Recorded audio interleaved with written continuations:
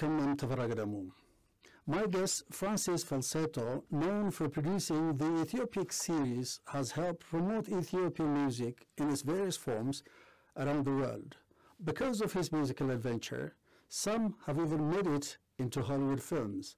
A Broken Flowers is a case in point. And Addis Ababa this month is honoring his works through films, photography, lectures, and so on. A very warm welcome to the program. Thank you for our invitation. It's been 25 years now since you started publishing those CDs along the Ethiopiques series, right? Yes, exactly 25 years. 25 years. Is it exhausting? More than exhausting. Or fulfilling? I don't know. It was a real pleasure for me to work. But it was also very, very difficult, because Ethiopia and Ethiopians are not easy partners to deal with, you see. In what sense? They look at foreigners very suspiciously, basically, and I understand that. Were you too demanding? No, it's just a systematic position. It's part of the culture. You look quite systematically, suspiciously at foreigners. It's not bad. It's important to be critical, of course. So that was a challenge. It means it's difficult for the partnership to work together, to help each other, to go ahead. The bureaucracy is pulling on the brakes terribly, things like that. But by chance, shall I say, I was maybe too enthusiastic about what became my task. But you have to go through that and deal with that, you see. So it's good and bad, like everywhere, actually. Things are never easy. But I have traveled a lot, not only for Ethiopian music studies, but I can say after all these years, because I'm getting old now, after all this year, I can say Ethiopia is probably the most difficult field, if I can say, which I have to face, you see. Again, there are quality in this suspicion, but it should be balanced by, okay, we know each other for so long, maybe you can be too trustful, things like that, you see. So 25 years on, you still feel that this challenge exists in terms of that? My work, when it comes to Ethiopiques series, is not finished. Still, I have, I don't know, 6, 7, 8 CDs that are scheduled. But so far, how many? 30. 30. So, do you feel the same challenge that you faced 25 years ago when you just got started? Different, of course, the status, my status, but mostly the status of Ethiopian music has changed in the sense that Ethiopian music has a life outside Ethiopian borders, has a life internationally, for the good and the bad. I don't mean everything is great, but when you compare the situation of Ethiopian music 30, 40 years ago, and nowadays, I mean, internationally, it's a big change, positive, hopefully, you see. Before, in each and every so-called history of African music, there had no chapter dealing with Ethiopian music. It was not existing, apparently, you see. Now, it is considered, and there are many writers writing or journalists filming about Ethiopian music. I think this is good for Ethiopia and Ethiopian music. How about your role in this, in promoting Ethiopian music, getting it known outside of the borders of Ethiopia, particularly in Europe and North America? It has its importance, but... Do you feel you have made some contribution into this? I think so, but it's not only me. I mean, there are many other people who don't ask to name them because actually we are not doing the same work, you know. I'm not only a music lover, I'm not only a producer, I'm a researcher. I try to be an historian, seriously with bringing evidence, bringing source. In this sense, I feel very alone. When I say there are many other people promoting Ethiopian music, but they are not doing the work type of work I am doing, you know. For me, you see, when you read or write about Elvis Presley, Mozart, or things like that, everybody understands your reference. But when you want to introduce Ethiopian music, because there is nothing available, you need to make the music available. That was my strategy, I would say. But when you consider the Ethiopian production that is exported, very few, there is no booklet, there is no explanation. My task was to introduce Ethiopian music first to worldwide audience, give them the background of this music, of how the society works, what is the function of music in this society, you see, and try to explain as clearly as possible. And also I wanted to be understood by Ethiopians, you see. The way, I mean, because Ethiopia never thought about exporting music or culture, they don't have the feeling to explain to the other, to the foreign, you see. They think they are always among themselves, you see. That's, yeah, this is... But you came across one fine piece by a contemporary then Ethiopian musician earlier, that is in 1986. Aramelamela by Mahmoud Ahmed. It was something that you heard in France and not in Ethiopia. So basically Ethiopian music was on its way outside of the borders of Ethiopia. It's one friend of mine, he had been passing by Addis Ababa a few years before. He bought this shekla. I don't know if it's a choice or just by chance. Anyway, several years after, he plays this record on a turntable. It's a pure chance, in a sense. I was not formatted to be who I am, I mean, related to Ethiopia. There is a big part of chance, but it fit, the meeting fit. I mean, this music and me, I think we, I say we loved each other. Connected how? How? What was the connecting point here? I mean, as I told you, my friend and me, we were working in a non-profit organization to promote music we love and which is not available by the official channels. So when we listen to this record, even being very knowledgeable about different music of Africa, we say, wow, this is great, we have to bring this guy in, we have to invite him. We don't know if he's... So you felt that it was great, or you felt different? Different and great. Different first and great, absolutely, absolutely. And I consider this record as one of the masterpieces of Ethiopian music, you see. It's not every day you have such meeting, you see. There is a big part of chance in that. But the chance also was, for me, loving music is not enough. I want to know who is this guy? Where does it come from? What means the music? What means the lyrics? When this music has started to be alive and popular, what is the part of Western influence like soul, rock and roll in it? Or, you know, for me to love music is not only listening, it's understanding also, you see. And if you understand a bit, you want to transmit it. That's my sickness. I like to share. So that's what I did. And then you came across many from the Amaha records, right?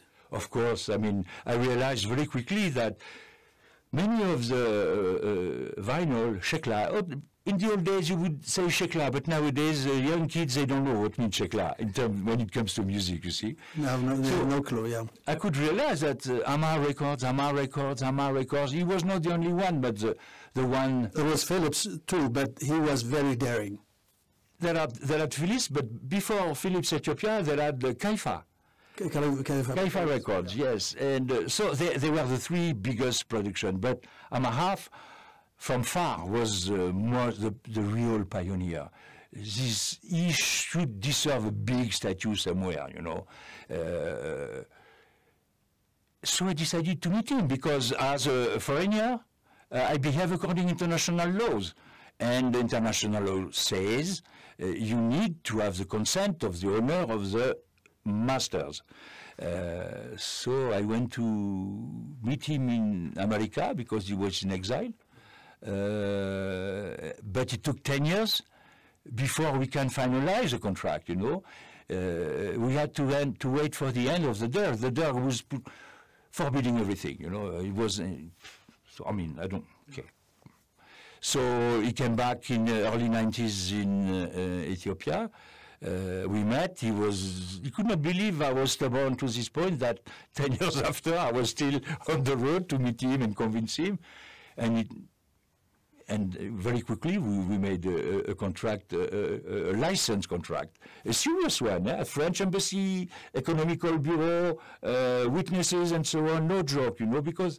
This was going to be marketed internationally, so absolutely. you have to do it. We made a license, which is called a license in normal right, in order to be able to re-release his catalog. I mean, all the Shekla he had released brilliantly. Without people like Amar Echete, like Ali Tango, Ali Abdallah Kaifa, without people like this, there is no Ethiopiques, you know. You tap into their archives, into their... Of course. Into their records. And they were the pioneers, you know, and imagine, Amar Echete, it has to be underlined, started this small business against the law. He was a gentleman, but an outlaw also, you know.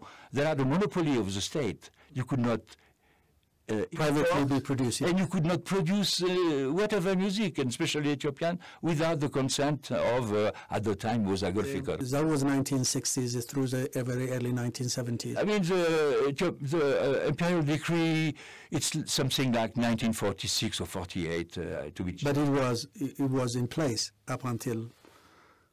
You mean the emperor? Yes. Yes. So Amara went against this law. It took 2 years for him to think about it, thinking they may not kill me for that, but they may jail me sometime. And finally he did it. It was very brave, you know.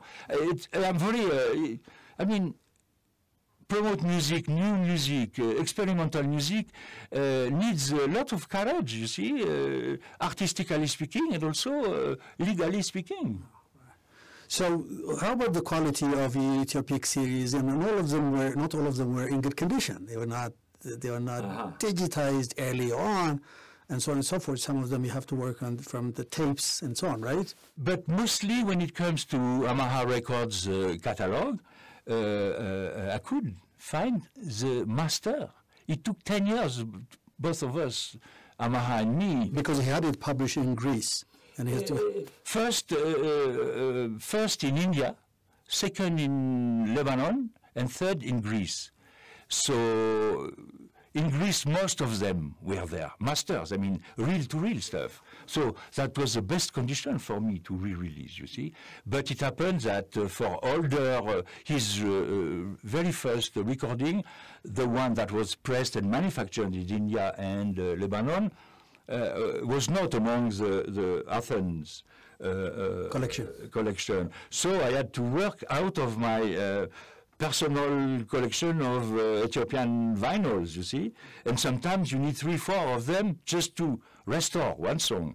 I have to thank my sound engineer, Wilfried Arpaillet, who is a genius just to clean without touching the music, you know, because there are many re-releases, especially in America. Because you have to, it is the integrity of... Yes, but in America, very often they had very bad keyboard, you know, so-called wave and some drumming, just to make it up to date. For me, it's sacrilege in French. I don't know in English. It's against the will of the artist, you see. Exactly. You have to remain true. Yeah, untouched, like it was. Once you started publishing, you got going, and there was quite a reception. You had to publish CDs, right? Absolutely. But something I want to point out, very important, I don't sell. I am not, I never had a company. The record company I work with is not my company. I'm just the editor, I'm just the curator of the series, you see. I choose the songs. I secure the right first. Right. Then when it comes to the masterization and so on, I check all the part. Choose the images, the photos, restore them, write the introduction, the booklet, the final product is my total responsibility, even if there are several people working, translating, because both French and English. Yeah, sorry? You have to approve it. Absolutely.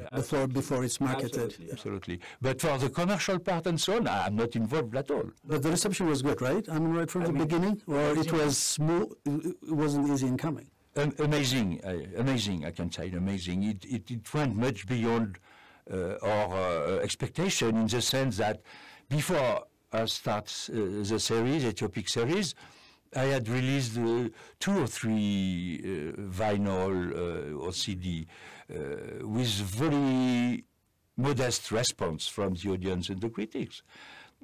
But as soon as I started the Ethiopique series, there had incredible interest, incredible. And initially I thought, I wrote it in the first booklet, I intended to release a dozen of CDs, maximum, because according to the license we had, we could not release much more. But other producers, artists came to me saying, we want to be in Ethiopique. So that was great, you see, to have a kind of support from Ethiopian artists and producers. So simply because the Ethiopian artists came over to you and said they want theirs to be included, you just went ahead and published them? So what is the process that they have to go through to get after Hama to get the interest from your side to have them published? Initially, as I said, there are the contract with Zama Record only. Then there are the contract with Kaifa Records, Ali Tango, you know. From the original title holders. And then when it comes to Philips Ethiopia, it's a bit different, because Philips Ethiopia said we are not interested anymore in continuing releasing records, but they agreed to give back the right of masters to the artist concerned, under the condition they pay attention to the interest of Gitmana Zema Derasi Watch, you see. So the day Tlaun Gesese told me, Francis, I would love to be in Ethiopique, it was a great day for me. He secured the contract with Philips because he had songs on Amaha Records, on Kaifa Records, and quite many on Philips, and sent all the Tlaun Gesese music on Philips. Tlaun got the right back for him, for the master, let's say, and he signed with the record company I work with a license that you can use, through a contract, the royalties to get, etc., etc. But I'm assuming that there are a lot more artists coming to you. Yes. So do you publish all of them, or it's difficult? For instance, let me take the example of Thohailu, who was an artist I like very, very much for what I know from him, you know. Even his family is willing to see his work re-released. But one thing, technical thing, he has very few songs on Shekla released. The rest is on reel-to-reel or cassette. Quality-wise, technical quality is not very, very good. It's difficult because the standards of quality for the listening, you know, in abroad are pretty high. It's difficult. So I'm not sure I will be able one day to do an Ethiopiques of Freulu, which I like very much. There are several artists like this. Not to mention the artists who have recorded. It is on Shekla, mostly on Shellac 78 in the 50s. Many productions from Agerfikar, for example. You don't know where are the master. You don't know who is the owner of the rights. So what can I do? I would never release something I've not empowered to do it legally. Earlier on in the program, you said it's very challenging to work in Ethiopia, right? And you mentioned reasons why. But there are also artists in Ethiopia that consider you a very difficult person to work with. Yes, of course. The reasons, for example, they mention is, some of them that you have published, is that you don't pay enough. Of course, you cannot always get unanimity. I just need to know the name of the people. I swear. Getachew Mokria is one. No, you cannot say so. You cannot say so. This is a good point. starting point was an interview by an Ethiopian journalist in English. Getachew does not speak English. So, for me, it's a Mekanianet thing, you see. The journalist can write whatever he wants. The day I knew about this article, I have called many people, French embassy, and especially his Dutch partner, the ex, who are close friend of mine, close friend of Getachew. They could not believe. They could not believe he speaks so. Why? Because he's not in this mood. He may not be happy with me sometime, but not for many reasons. The record company, the record publisher, even the ex, they can give you the receipt of all the rights, the royalties that had been paid to Getachew. Actually, what Getachew says, he says, I am the owner of the music rights. I never had a company. I am not a record company. I am not a music publisher. If he has problem, he should deal with them. Last point, very important. We spoke before about all these musicians who passed away, and we don't know who are the inheritance, where the royalties should go. Meaning, we feel... All of them who passed away? I mean, there are not that many, but the main are Clown, Getachew. For Alemayus Echete, it is safe because it has been agreed with his wife, family, and so on. And I'm asking everywhere, what can we do? So this is a bad process that is made to me, you see. This is very important because I am pointing the responsibility of an Ethiopian journalist who did not call me. A journalist who is doing his job, okay, he listened to this party protesting, he have to listen to the other party. Never heard about him or her.